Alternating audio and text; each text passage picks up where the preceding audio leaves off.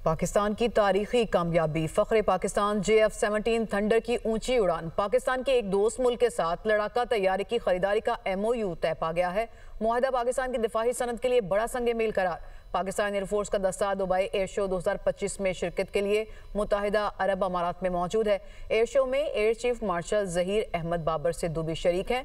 दोस्त ममालिक के फ़ज़ाही सरबराहान के साथ उनकी अहम मुलाकातें भी हुई हैं। इस्लामाबाद से ये रिपोर्ट देखिए।